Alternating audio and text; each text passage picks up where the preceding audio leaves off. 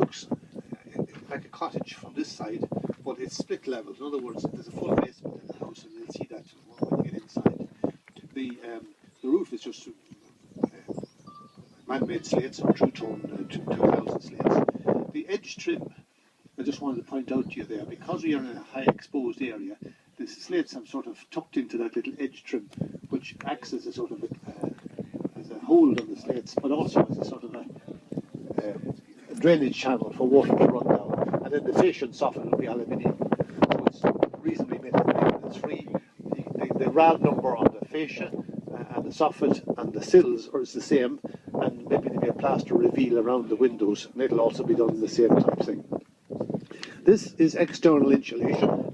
The external insulation is fitted on to the ICF, which you'll see the insulated concrete form up below. So it's another 100 millimeters attached to the ICF. So given a sort of value for the overall. The windows are fitted, and the windows are triple glazed windows supplied by Munster Joinery. And the 3 panes of glass, argon gas filled, and you'll notice there's multiple gaskets. There's actually 3 different sets of gaskets on the windows, so the windows are airtight.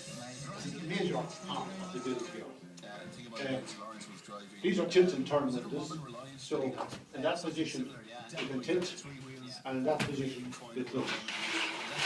The windows themselves, I don't know if you can notice here, but they're taped into position. I want to show you on the outside how they're taped, and I want to show you on the inside how they're taped.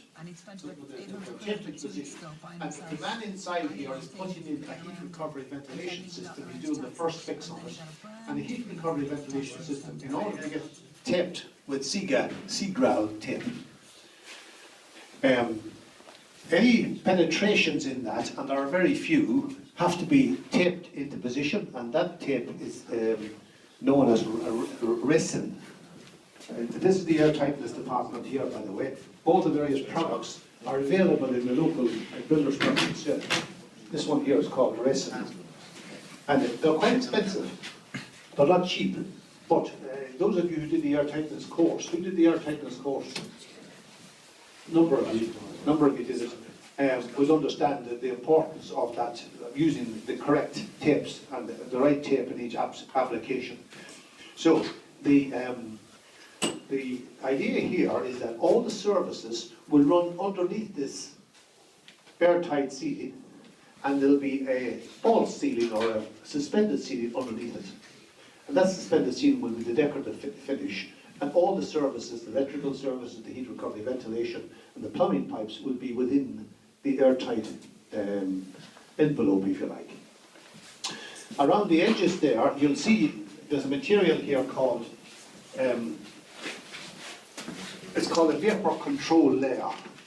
And those of you who did the airtightness course would be familiar with this, but this material, it's interwoven polypropylene fleece, and that's known as a vapor control layer, but it's also airtight. So when you use this material, you get an airtight membrane, if you like.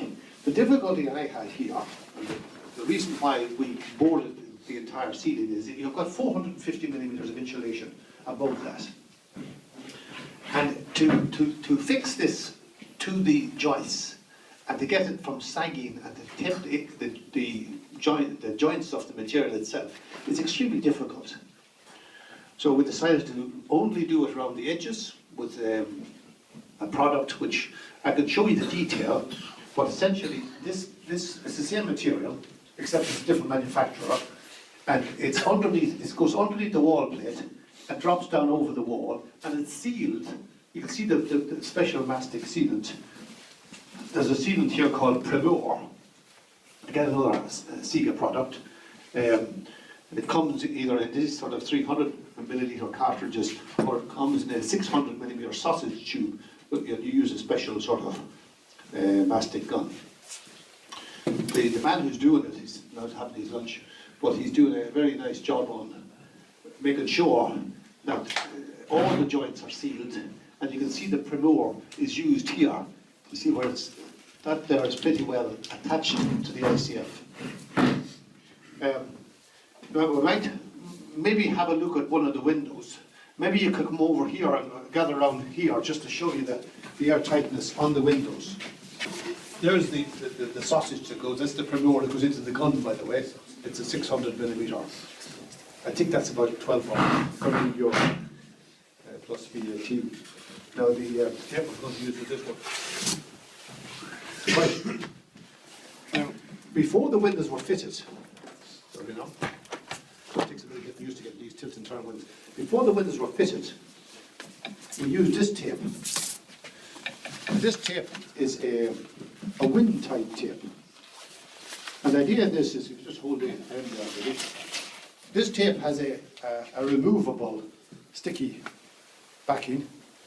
So when you peel that off, you stick this onto the window frame. It's quite sticky now. It's a 50-year life cycle on it. In other words, it's been laboratory tested, so it'll last a long time. This product is made by a company called Intello, and it's marketed by Ecological Building Solutions in Athboy, a very, very interesting company. So you'll see here, in some instances, this tape is fitted onto the back of the window frame, stuck onto the window frame, I suppose, in that position, and it goes right between the external insulation and the ICF, so to prevent any wind leakage coming in from the outside. So we put that on before the windows were fitted and put the windows into position. And then, when the windows were fitted, we put this second tape on, and this is a recent tape which is marketed by Sika, and this one is known as Fentrim. Is there one who's opened up? There's one open down on the bench. Just pass me over. The Fentrim. Now the Fentrim is a tape, again, many of you have it here. The tape itself is it has one side of here that's sticky that you put onto the window frame. So that's effectively stuck onto the frame. And then you pull off the backage slip of the other part, which sticks onto the reveal. Now, it's pretty well covered up. You can wind it up there, really. It's a kind of it's pretty well covered up with plaster, because the idea in the holes is that the plaster fills in the tape. In other words, you put a layer of plaster on the reveals first, then you put a tape on, then you put another layer of plaster on top. Now, again, I have to emphasize, one of the key things, the top design priority for a passive house is airtightness. After that, the next thing is ventilation. Get the ventilation right, obviously you've got airtightness, you have to. There's no passive vents, there's no vents on the external walls or anything like that you'll see in a normal house. All that will be done by the heat recovery ventilation system. The next priority then is ventilation, and after that, elimination of all cold bridges. A cold bridge is a cold spot. And I'll show you on the outside that the insulation actually wraps around the window. If you look there, that distance, the insulation on the outside comes quite a bit forward on the frame. So the insulation is right up close. In other words, the frame itself, the insulation wraps the frame. So the idea is that any heat loss, if the heat wants to go out this particular place, it has to face the fact that the insulation is surrounding the frame, not just, in other words, this reveal is wider on the inside than it is on the outside. And for that reason, you kind of have to use tilt and turn windows.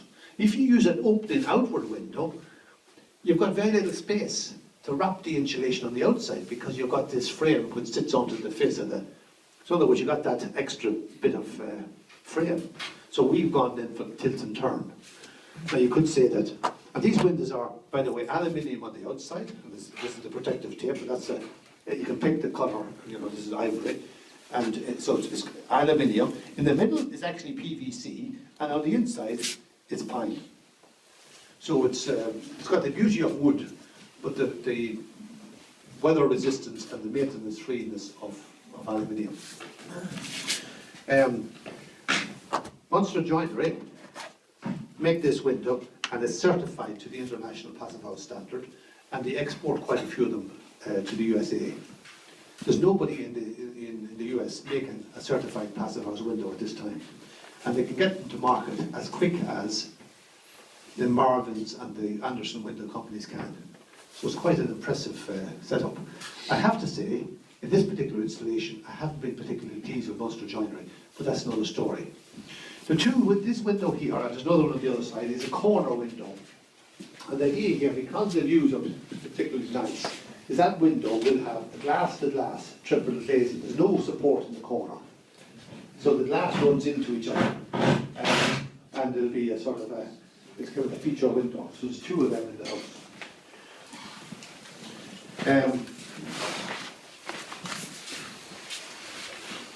The problem with that is that there's no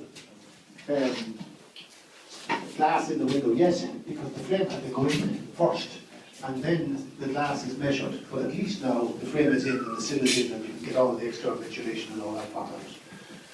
You can see that block work is left down below the level of the old ceiling, and what will happen in reality now is the people who will come in with the we'll put an edge trim on here, and that kind of level. The ceiling will run at that level. So we're talking about a ceiling height of something like 2.5 meters when it's done to that sort of level. That's the utility room. This is the kitchen dining room. That's the sort of sunroom or whatever. So, okay, if you come on around the house, you can get a general sort of impression of the whole thing. And this one is available from Ecological Building Solutions for €195, including that. So it's not a bad deal. And it's got a, let me see now, can I open this? It has a few interesting problems. You see that? No one's forced it. The insulation is in the frame. You can see the depth of insulation. It's got a U value of something like 1.1, the insulation value. And DOLE, D-O-L-L-E, if you want to Google it. And it's typical sort of styra, whatever you might call it. Now, notice the depth of the floor above. Because it's you've got 450 millimeters of insulation, you've got to get, if you're going to floor the attic, you've got to keep your floor right up 450 mil below the ceiling. So with the result that there's an extra joist introduced, but you can see the depth within it. You've got a problem there because even though the trapdoor has to be dropped down because the ceiling will come in at that level. So you can see that these little problems have to be resolved. So carpenters put an extra step in both sides there. If anybody wanted to go up, you can go up if you want. Not much to see. Okay, the little product here I wanted to show you. Come in this way.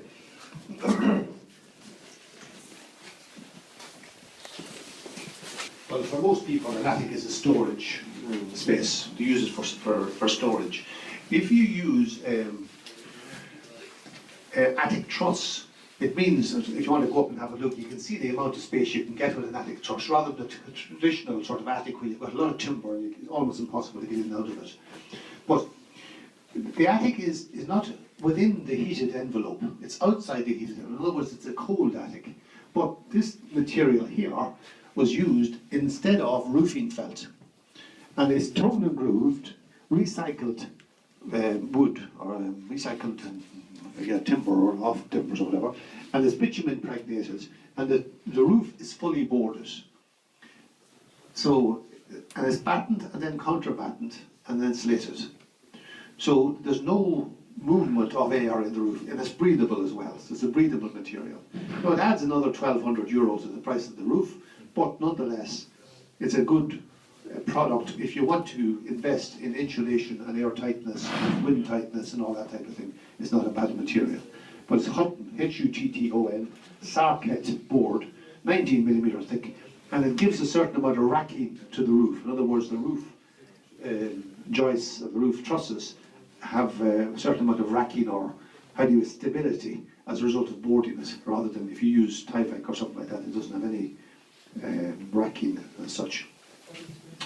Notice the tapes, again, here there's a some of these tapes came from leftover jobs and various things like that. So I suppose there's an element of mixing the tape, which is not a good idea, but it's kind of difficult to sort of avoid sometimes. You're waiting for a product and you haven't got it delivered in time, so you tend to get another product. But just look at the Primeur pointing. If you see the blue, there's a lot of Primeur used. That's the ICF wall. That's the 62.5mm inside form, if you like. The concrete is in the middle of that, and then on the other side there's another 62.5, and then on the outside of that there's 100mm of insulation. So there's altogether 225mm of insulation on the walls. So that gives you a U value of 0.12. Now I'd rather revise that upwards because I kind of feel that we're using stainless steel nails, which give a certain amount of thermal bridging and things like that. But even if we got up to 0.15, we're still well within the Passive House standard for external walls. And in addition to that, we're talking about this morning, I think maybe the first year students, about the volume to a surface ratio. It's a term that we use on, floor to wall ratio and quantity surveying. But if you think in terms of the volume of the building to the surface area, in this house it's a very good volume to surface ratio, and therefore you're getting a good value in terms of building envelope, and also you're minimizing the envelope area relative to the floor, and therefore minimizing the heat loss. So maybe architecturally you could say we could have built this building a bit more better, but from a passive house point of view, you really can't be dealing with dormer windows and a lot of unusual shapes because they're almost impossible to get airtight. And the next house I'll show you, I'll be able to demonstrate the problems that exist there. This window will be looking out onto Hookhead. So this is a kind of a living room or a study, or whatever you like to call it. Notice there's no radiators, there's no heating of any kind. The heat will be, there'll be about a number of sources. It's all electric. Underneath the concrete stairs there'll be a little void space there with a storage heater using off-peak electricity. Here there'll be one of these walls, there'll be a coal effect fire or something like that. The 3 bathrooms will have one of these little bivy mats, about 400 watt under tile electrical heater. And other than that, that's the heating. The requirement for heat is 10 watts per square metre floor area, and 10 watts being, if you multiply the floor area in this building, which is about 240 square metres, so we need 2.4 kilowatts, which is like a normal room heater, isn't it? A room heater is normally 2 kilowatts, so not much more than one heater would heat the entire house. So the proof of the pudding has been the heating, of course. We're not sure entirely. Like, this is not proven yet, but we're hoping that it will be the case here. We're taking all the various steps along the way to make sure that this is going to happen. Okay, what do you think of the attic, lads? Are you impressed? I'm not sure. When you're building a house, you tend to add little. Very useful, purely from an accessible point of view. And this is obviously all temporary, but it's very safe to get up and down. Do you know what I mean? But if you're using a ladder, it tends to be rather wearing. Do you know what I mean? Even that is. I'm just looking at the threads. But anyway, come on down. You'll see the downstairs. You can't see any evidence of the tips there at all. They're all completely plastered in. But there's all this. But you can't really use concrete sills here either. Because the concrete sills, so the sills are aluminium sills. There's a sample window there somewhere. What's the level of the backyard? Will be lower than that. Not really, no. You see, we want to try and blend it in. So there'll be a bit of vermin here, but an awful lot of material, because we sunk the house right down in the ground. This is the full basement. But if you like, walk out there. So you like to 3 steps up. A lot of people ask me, how do you fix to it? Well, each one of those webs, which is at 6-inch centres, has a little polypropylene tie which runs all the way down. And that tie has a great pull-out factor. In other words, you can screw into that and get a good pull-out. So if the plan here is to top hat this, in other words, use a small top hat on it in metal, fix that to that middle rib, and then board it with a gypsum rigador board, which is a kind of a tough board, a bit tougher than normal plasterboard. You can actually screw directly into it. Have you ever used it, Sheriff? Yeah. It's quite a bit more expensive now than regular board, but No skimming roof there, is there? you can tape it and joint it, but I think we're going to skim it in this case. Because like you've got these walls which are skimmed, and then this one is, You put sand cement then. is it? Yes. so you kind of have to skim the whole lot, and the ceilings will be skimmed as well. So the floor is made of precast concrete. The precast concrete can rest on the ICF core, if you like. So in other words, structurally it's well capable of taking that. The walls in the basement, the core is 200 millimetre thick rather than 150 upstairs. So the building internally is slightly smaller on the lower ground floor than it is on the upper floor. And these slabs are spanning all the way through. That wall there would normally be in a split level house, the back wall, but rather than make that the back wall, we found it very difficult to try and get it airtight and eliminate cold bridges. So we were right back, and we used that space as a sort of an engine room and heat recovery ventilation room and laundry and all that sort of stuff. So actually we've got more space. But normally in a split level house, you have the upstairs and you have then a step in, and the lower ground floor is always that bit much narrower than the upper floor. But in this case we went all the way back, purely from the point of view of eliminating the problem of dealing with the cold bridge issue. You're standing here on 4 inches or 100 millimetres of structural concrete, and that in turn rests on 300 millimetres of polystyrene. So the entire house is resting on polystyrene. That's sometimes difficult for students to get their head around, but this is a superground foundation, and superground foundation are designed, even with all this heavyweight concrete and roof materials and all that type of thing, that it can withstand those loads.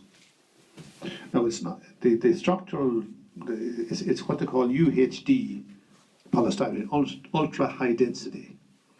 And there's no place where any of the structure meets the outside. In other words, it's completely covered all the way around with insulation. So it's like a tea cozy, except it's cozied underneath as well. And because it has no cavity, I want to sort of, the next house we'll go and see has a 140 millimetres of insulation in the cavity. But that's also a good idea. And they've used, in that case, a TPLO tie, a low conductivity tie, which is made of basalt and resin. I may have showed you those at some point today. A special wall tie that's used in that type of construction, because there's no point in having all that insulation if the ties are in at 450 millimetre centres horizontally and vertically. You've got a lot of, each one becomes a little thermal conductor. But the one thing I would say is this, that block work has a lot of advantages. But in this case, because we're dealing with a basement, we have to have a structural wall at the back, and we have to have 2 structural walls at the sides, because it's all backfilled. We have to have a tanking system, and that's the reason we went for the ICF. But I wouldn't necessarily say ICF is always the best form of construction. You can use timber frame, you can use cavity construction, or you can use ICF, and I'm sure there are others. Some people build these houses with a 9-inch solid block and insulate them on the outside with 200 or 300 millimetres of polystyrene. And that's probably the cheapest way to build them at the moment. But it's no good from a retaining wall point of view. You need a structural wall for that. So you can see that all the various solutions, you have to sort of think in terms of how do you solve those problems. Okay, you can see all this ducting here. This is all part of the heat recovery ventilation system. They're all PVC ducts, and are 100 millimetres in diameter. Each bedroom will have a fresh air supply, and the bathrooms and kitchens, utility rooms and laundry rooms will have an extract. And you must leave up the doors about maybe 20 millimetres. In other words, you can't have tight fitting doors because the air has to circulate around the house. In other words, if you have an air supply into the room, that air supply has to get out and has to move around. So you have a constant supply of fresh air to the house on a 24/7 basis. And that heat recovery ventilation system operates at an efficiency of about 90-something%, say 90%. In other words, of the heat being extracted, 90% of that heat is recovered and used to preheat the incoming cold air. And because you're pulling out a lot of relatively moist air out of the house, you'll get a certain amount of moisture developing in the heat recovery unit itself, and you must have an outlet to a waste. In other words, you could be taking maybe 4 or 5 litres of water each day from this house, depending on the usage, if you have a lot of people. The heat recovery ventilation system has 3 different modes. It has a normal mode, which is the middle one. It has a summer mode, or if you go away, you can turn on to a very low level of ventilation. And if you have a party, you turn up the party mode. We have a rubbish collection here, so we're used to that. We're well used to dealing with our own waste here.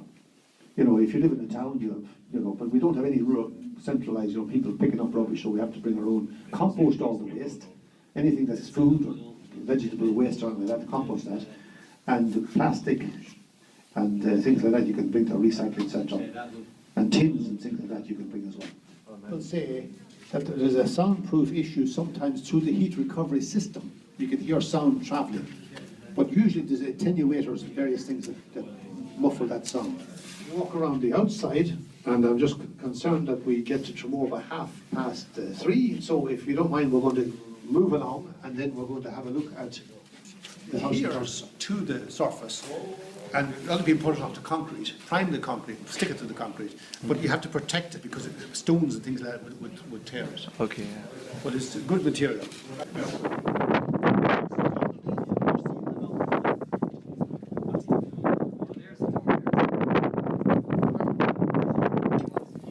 Just wanted to show you one other thing.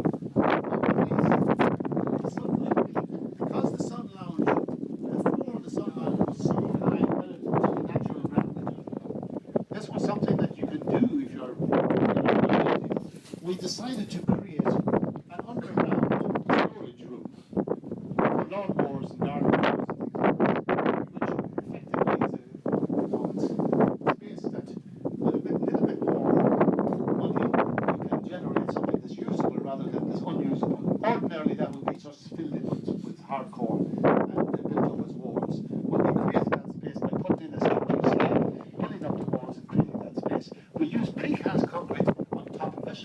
On top of the precast concrete, we put the structural polystyrene. On top of the structural polystyrene, we put in the floor slab and the ring beam and all that, and then built the CFO. So it's quite a bit of engineering in just this part of it.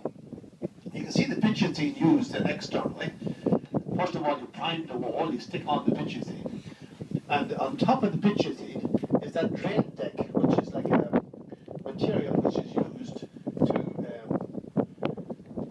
let water in but keep out mud and dirt and any solid material. But the question was made here about water. And during the last number of weeks, it got really dry. You know what I mean? In the month of March, we had that east wind, which really dries out everything. But constantly, there's a flow of water out of this site. There's a constant flow of water here. And it's ground springs which are underneath the building. They're not coming from surface water. So it's extremely important that this is the structural polystyrene. You can see here there's 400 millimeters of it.